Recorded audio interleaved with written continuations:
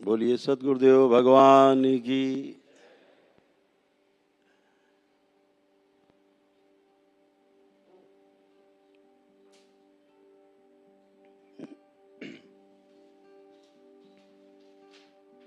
बाबा के जितने भी शिष्य दरबार में उपस्थित हैं, मंत्र दीक्षा का जो बैरियर था वो पार कर चुके हैं।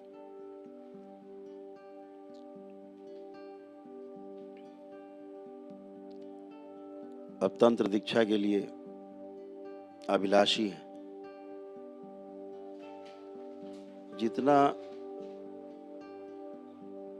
उत्साह से आपने मंत्र दीक्षा का जो बैरियर है जो आपने पार किया है श्रद्धा के साथ, उतनी श्रद्धा से ये जो परीक्षण है आज आपका कि आपकी योग्यता तंत्र दीक्षा के लिए उपयुक्त हो गई है कि नहीं, उतना ही सरल है।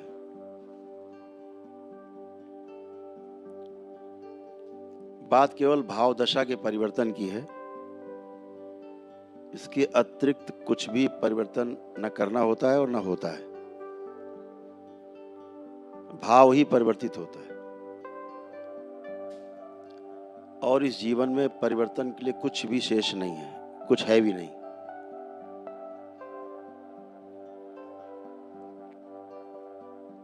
आसुरी भाव से हम दैवी भाव की ओर जब यात्रा करते हैं उसे मानवीय यात्रा कहते हैं। इस संक्रमण काल को हम मानवीय यात्रा कहते हैं। एक मानव के रूप में हम वो यात्रा पूरी करते हैं। मानव की यात्रा पूरी होते ही हम देव रूप में प्रतिष्ठित हो जाते हैं।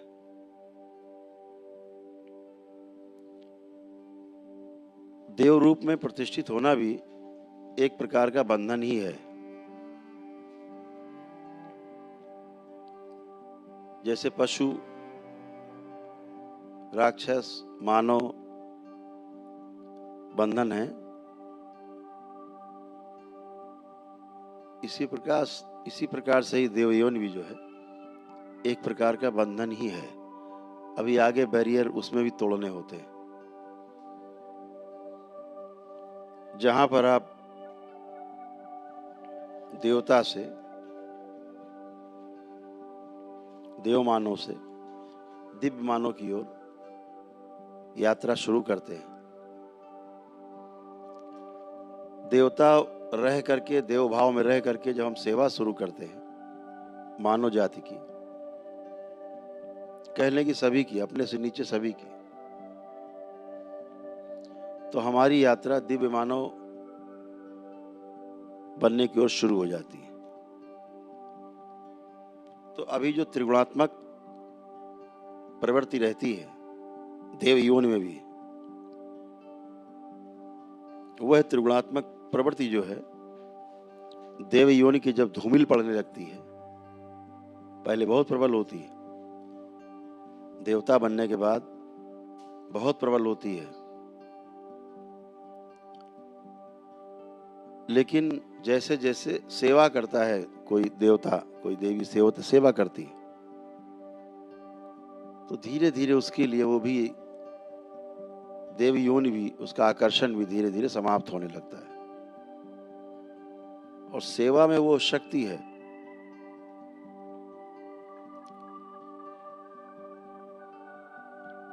कि हर क्षण आपको नहलाया जाता है। सेवा में वो शक्ति, हर क्षण आपका स्नान होता है, हर क्षण रुकने ही नहीं पाती गंदगी।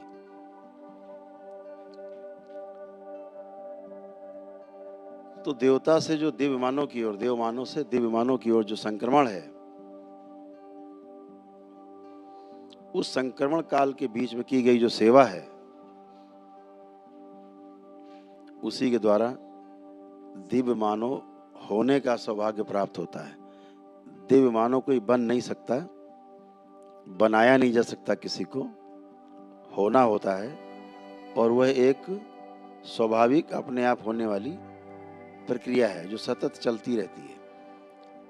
पशु से लेकर के और दिव्य मानव तक की जो यात्रा है वो स्वतः ही चलती रहती है। आप ना भी प्रयास करें तब भी आपके अनुभव बढ़ते जाते हैं धीरे धीरे जीवन में, और आपकी यात्रा बढ़ती रहती है। आपके अनुभव बढ़ते रहते हैं, आपकी यात्रा बढ़ती रहती है। लेकिन साधना से इसी की हम गति बढ़ा सकते हैं। कोई अपनी गति 10 गुना कर लेता है, कोई 1000 गुना, कोई करोड़ गुना कर लेता है, कोई अरबों खरबों गुना गति बढ़ा लेता है सेवा से। सेवा में सेवा है क्या? अभी आप तंत्र दीक्षा लेने के लिए बैठे हैं, एक शब्द आपने पकड़ा हुआ है, सेवा करनी। तो अभी सेवा है क्या? शब्द में सेवा क्या है और उस शब्द का अर्थ क्या है सेवा का, उसको समझना बहुत आवश्यक है। अगर हम सेवा को समझ लें तो जीना बहुत आसान होता है।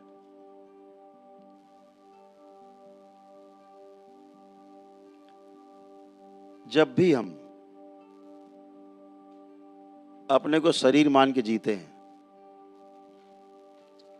सामने वाले व्यक्ति को भी शरीर मान के ही देखते हैं और वैसा ही व्यवहार करते हैं,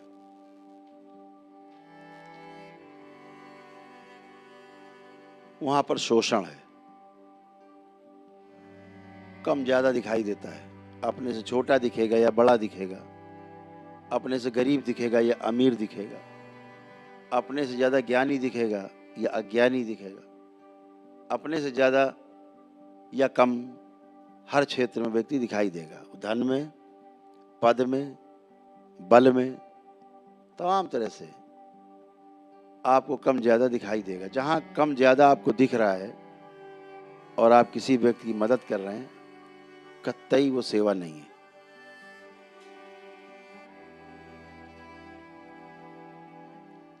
बिल्कुल सेवा भाव नहीं है।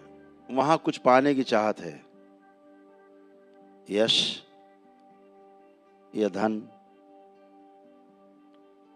कुछ भी पाने की चाहत है। सेवा का अर्थ ही बड़ा व्यापक है, बहुत अद्भुत है। सेवा संकल्प के साथ ही में शुरू की जा सकती है, बिना संकल्प के सेवा नहीं हो सकती। अगर आपका संकल्प कमजोर है, सेवा होना मुश्किल काम है।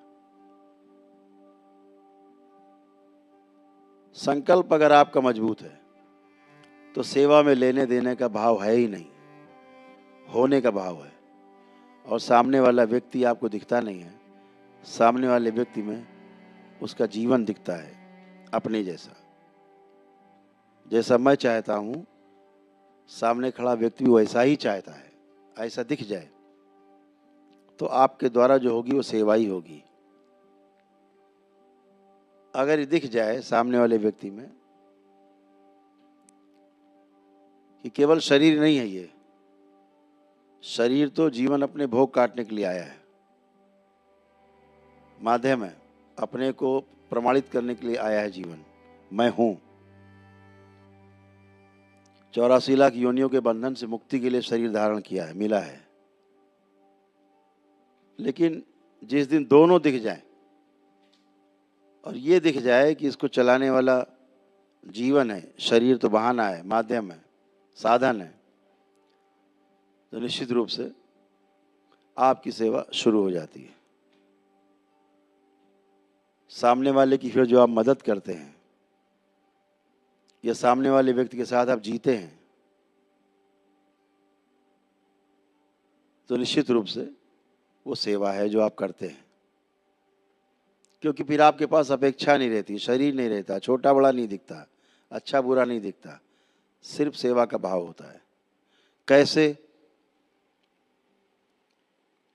एक सहानुभूति एक भाव है,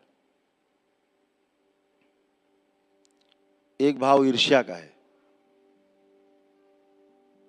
ईर्ष्या का जब भाव रहता है तो हम सामने वाले व्यक्ति के हर कार्य पर संदेह करते हैं।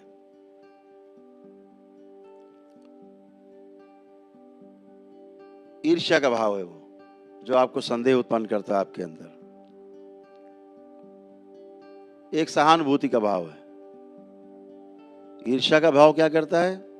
सामने वाले व्यक्ति ने कोई गलती की, आप तुरंत उसके आसपास जो वातावरण है उसमें फैलाने की कोशिश करेंगे, ये आदमी ठीक नहीं है, बदमाश है, ये तो ऐसे ही करता है, ये जानबूझ के करता है, ये नालायक है, ऐसा फैलाएंगे।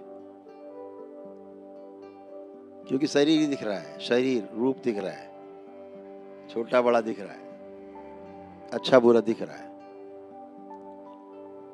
लेकिन वही कहीं आपका अपना मित्र हो, उसने कोई गलती भी की हो, अब आपके अंदर उसके प्रति ईर्ष्या भाव नहीं है, तो सहानुभूति का भाव है, तो आप कहोगे अरे गलती हो गई, इससे बेचारे को माफ करो, ये तो गलती हो गई है, ऐसा है नहीं, वो हो गई गलती, ऐसा व्यक्ति है नहीं, वो बस किसी कारण से हो गई है, क्षमा करो, माफ करो। उसको भी समझाओगे यार आगे से मत करना। ये सहानुभूति का भाव है। क्यों? उसमें अपना जैसा दिख रहा, मित्र में हम स्वयं को देखते हैं। बहुत अद्भुत बात है, ये संसार में एक ही ऐसा है जिसमें हम अपने को देखते हैं, वो मित्र होता है, अपने जैसा।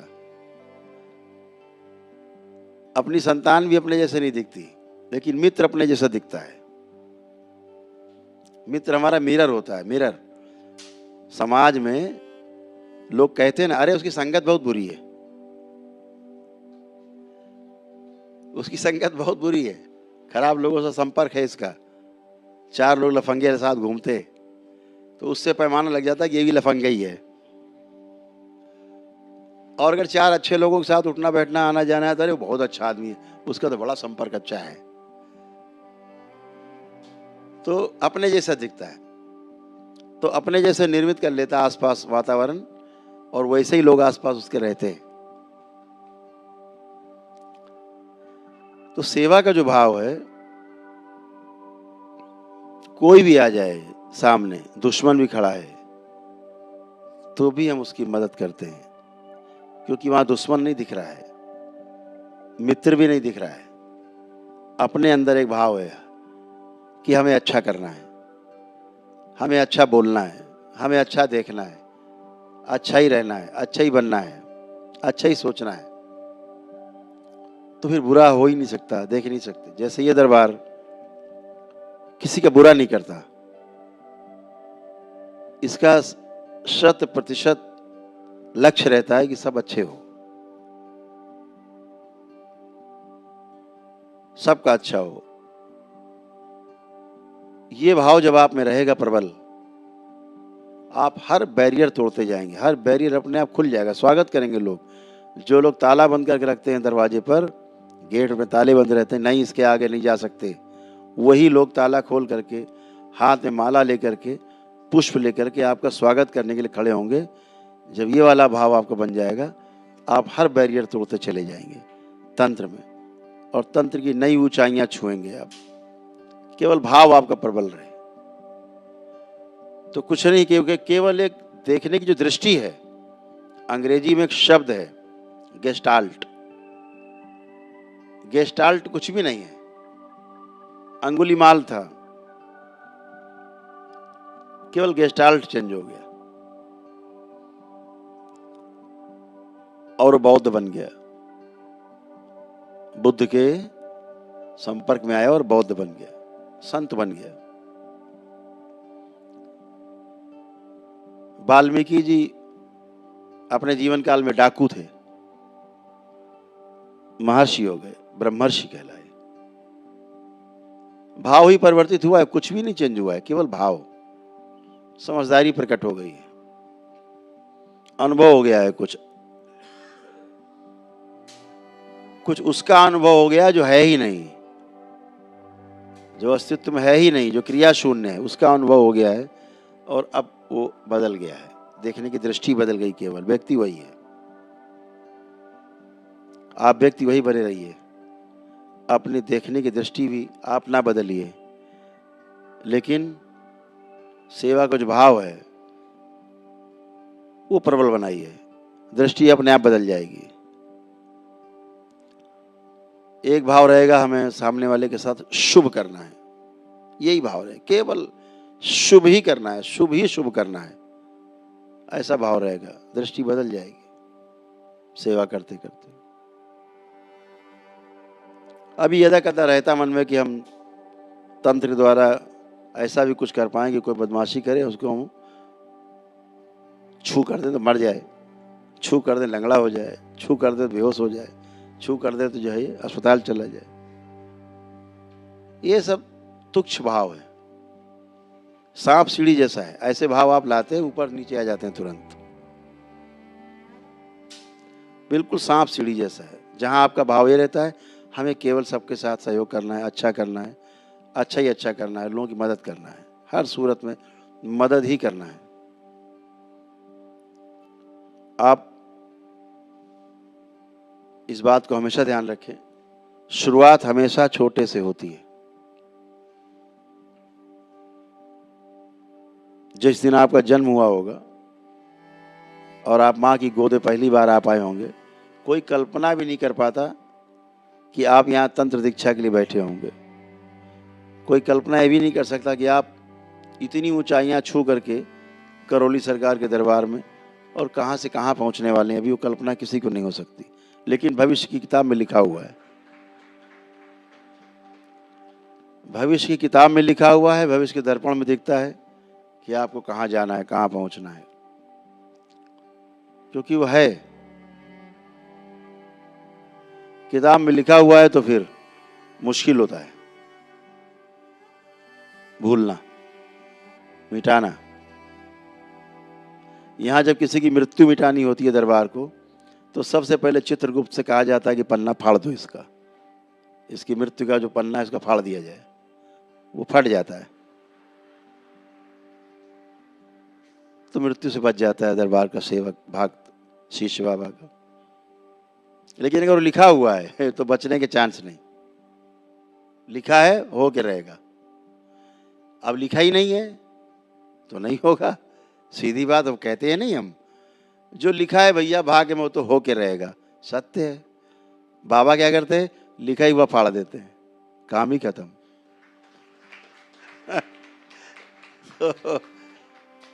तो कहते हैं अब लिखा ही नहीं, अब क्या करोगे। तो ये आपका दरबार है, जितना आप इससे लूट सको उतना लूटो, इतने अनुभव लूटो, इतने अनुभव लूट लो कि बिल्कुल बुद्ध जैसी स्थिति हो जाए, सिर्फ अच्छा ही दिखे, कुछ दिखे ही ना। और एक बात आपको बताएं, जो बाहर दिखता है, जो आप करते हो, लोग बाहर देखते हैं, वो असल में बाहर नहीं होता, वो सब आपके भीतर होता है, सब कुछ भीतर है। जैसे आपने मंदिर में अपने बाबा की तस्वीर लगा रखी यहाँ से कि बाबा है हमारे, माँ है हमारी, तो वो आपके अंदर है, हृदय में, इसलिए आपने लगा रखा है। तो जब कोई चीज़ अंदर रहती है तो उसका जो प्रस्फुटन है, उसका जो प्रकटीकरण है, वो बाहर दिखता है। अगर कोई व्यक्ति कृष्ण को मानता है तो उसके घर में कृष्ण की फोटो मिलेगी जरूर, क्योंकि उसके हृदय में है। कोई हनुमान जी को मानता है तो उसकी फोटो घर में मिलेगी जरूर, क्योंकि उसके हृदय में है फोटो। तो जो हृदय में रहता है वो बाहर हमारे आसपास दिखता है। तो अगर बाहर अच्छा अच्छा कर रहे हैं, निश्चित रूप से अंदर वो अच्छा अच्छा भरा हुआ है, इसी को बढ़ाना है। और सेवा से आप बढ़ा सकते हैं, और इसी तंत्र के माध्यम से 84 लाख योनियों के बंधन से, जन्म मरण के बंधन से छुटकारा पा करके आगे अनंत की यात्रा पर निकल सकते हैं। इससे मुक्ति पा करके इस मर्त्यलोक से, जहाँ दोबारा जन्म नहीं हो, इस मानव शरीर में सारे इच्छा विचार आशाएं नष्ट हो करके सदा सदा के लिए सारे यहाँ के संकल्प नष्ट हो करके, और आप बंधन से मुक्त हो करके और आगे की यात्रा की ओर बढ़ते हैं। तो इस मर्त्य लोक से आगे की लोक की यात्रा शुरू होती है। फिर इस लोक में इस रूप में, बंधन के रूप में आना नहीं होता है। अगर आना होता है कभी तो स्वतंत्रता के साथ आना होता है, बिना बंधन के आना होता है, और वो जानबूझ के आना होता है। जैसे कोई व्यक्ति, किसी ने एमए पास कर लिया है, अब उसको कहा जाए भाई कक्षा 5 के स्कूल फिर भर्ती होना है आपको जाके, ठीक है बोला कर दो, चला जाए कक्षा 5 वाली में, 2 दिन कापी किताब पलटेगा, पूरे साल भर की परीक्षा एक ही दिन में दे देगा, कहेगा ठीक है। वो जानबूझ के आया, उसे कोई भय नहीं होगा परीक्षा से, किसी परीक्षा से कोई भय नहीं होगा। एमए पास है, वो जा चुका है 5वीं 6ठी 7वीं क्लास क्रॉस करके, बीए में कर चुका है, तो उसके लिए कुछ भी नहीं, वो तो जानबूझ के आया, कोई भय नहीं परीक्षा का, कोई भय टीचर का नहीं, कोई भय किताब से नहीं। तो इसलिए इसी तरह से होता है, जानबूझ के जो दोबारा इस मर्त्यलोक में आता है, निर्भय होकर आता है और फिर आगे वालों को दिशा देता है। ऐसे भी लोग हमारे समाज में हैं, इस धरती पर ऐसे लाखों लोग हैं। कोई 2-4 को शिक्षा दे पा रहा है, कोई 2-4 लाख को शिक्षा दे रहा है, लेकिन हर जीवन अपने अपने क्षमता के अनुसार, शरीर की क्षमता के अनुसार, व्यवस्था के अनुसार सक्रिय। ऐसे ही आपको प्रयास करना है कि हमें आगे बढ़ना है, तो अपना भाव स्थिर रखना है, अपना भाव अच्छा रखना है।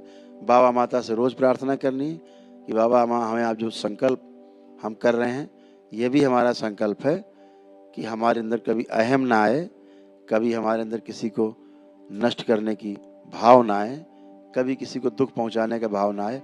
मेरे द्वारा सब अच्छा ही अच्छा हो, ताकि मेरे कर्म अच्छे हों तो मेरे भोग भी जो है अच्छे होंगे, और हम अग्रसर हो पाएंगे अपने संकल्प की ओर कि हमें इन 84 लाख योनियों के बंधन से मुक्ति पानी है। अच्छा ही अच्छा करना, अपने कुल का नाम रोशन करके जाना है। जहाँ हमें जन्म मिला, हमें सहारा मिला इस बंधन से मुक्ति के लिए, हमें उस कुल का भी मान रखना है। तो ये बात हमेशा आपको ध्यान में रखनी है कि हम तंत्र दीक्षा में जा रहे हैं तो हमें सब अच्छा ही करना है, केवल अच्छा करना है। उससे आपके कभी भोग नहीं बढ़ेंगे, आपको कोई गलत चीज नहीं भोगनी पड़ेगी। समझ पा रहे हैं? यही करना। अभी जब जो लोग तंत्र की दीक्षा में अभी आप उत्तीर्ण होंगे आज लेने के लिए, उनको स्वयं ही परिवार से काट के दरबार अलग करके, और सभी को 9 हवन के पुण्य अलग से दिए जाते हैं, उनका अलग डीएनए बनाया जाता है, ताकि उनको कोई भी चीज़ें आ जा रही हैं, शक्तियाँ आती जाती हैं, तो परिवार के लोगों को कोई उससे कष्ट ना हो। दरबार ने इसीलिए डीएनए को और मजबूत किया है कि एक दूसरे के कष्ट, एक दूसरे के रोग किसी में जाने आने ना पाएँ, और उसी के द्वारा ही दरबार की शक्ति से निकलें और वो स्वस्थ हो। तो आपको अलग से दिए जाते हैं पुण्य, आपको अलग से रखा जाता है, डीएनए ऊर्जा पथ में सुरक्षित रखा जाता है, और सुरक्षा की लेयर बढ़ाई जाती है आपकी अलग से, है ना। तो इसके लिए आपको बहुत बहुत बधाई कि आप इसके लिए तैयार हो पाए। आपने इसके लिए संकल्प लिया है, अंदर आपके है अंदर कि हम भी कुछ कर पाएं। ये बहुत अच्छा भाव है। रात्रि को 11 बज रहा है और आज पूर्णिमा है, और आप बाबा के सामने दरबार में, इस करौली सरकार के दरबार में आप बैठे हैं, जहाँ स्वयं करौली शंकर महादेव विराजमान है।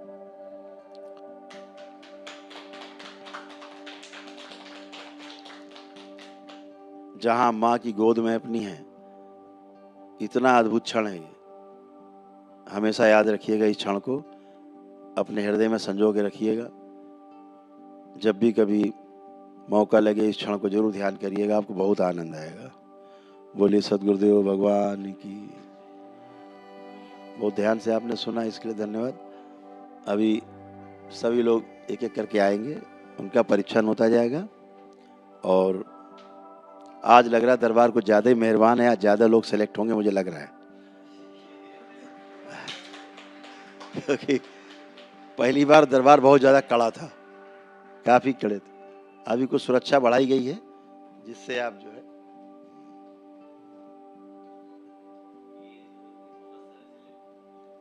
लग रहा है हाँ।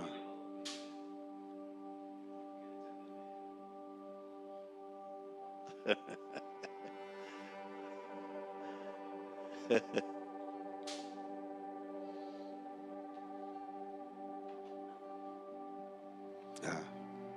वो भी आ जाए। अभी क्या होगा, अभी क्या होगा कि जो तंत्र दीक्षा ले रहे हैं, तंत्र दीक्षा में जो लोग पास हो जाएंगे, पास हो के बाद तंत्र का जो बीज मंत्र मिलता है वो जब सिद्ध हो जाएगा तो उसके बाद फिर उनको बुला करके, जो इनका सिद्ध हो चुका होगा, फिर दरबार एक प्रक्रिया गुप्त रूप से करवाएगा उनको, वो सार्वजनिक नहीं होगी। उनको समय दिया जाएगा, वो लोग आएंगे, फिर कुछ उनको हवन होंगे स्पेशल, अलग से दरबार कराएगा बिठा के, सब अलग से ही होंगे विशेष रूप से। वो मामला गंभीर है।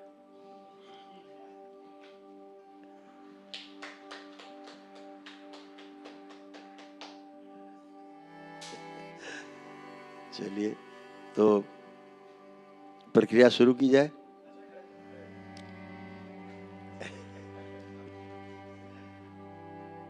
दरबार के सेवक प्रक्रिया शुरू कराएं, बाहर जो बच्चे खड़े उनको बता दिया जाए।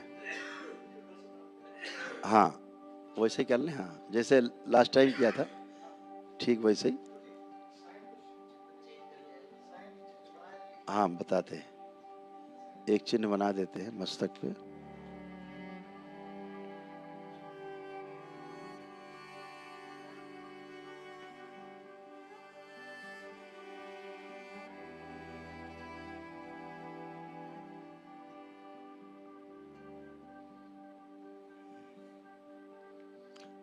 जैसे आप लोग देखते हो ना, वो चिन्ह होता है मस्तक पे दशांश का, दशांश का देखते हो ना।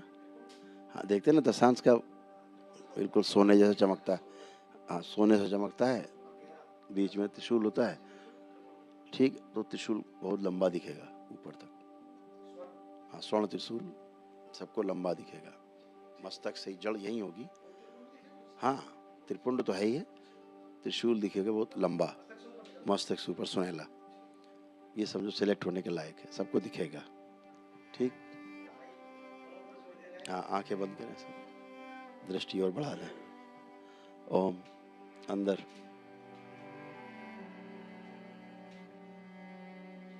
बैलेंस, दिव्य दृष्टि खोल दी जाए, पुनः सबको दिव्य दृष्टि से जोड़ दिया जाए ताकि सब बच्चे एक साथ देख सकें। ओम शिव, बैलेंस। 3 बार बोलो ओम नमः शिवाय तुम लोग, बैलेंस। अब सब देख पाओगे हमारे साथ साथ। हरि हर।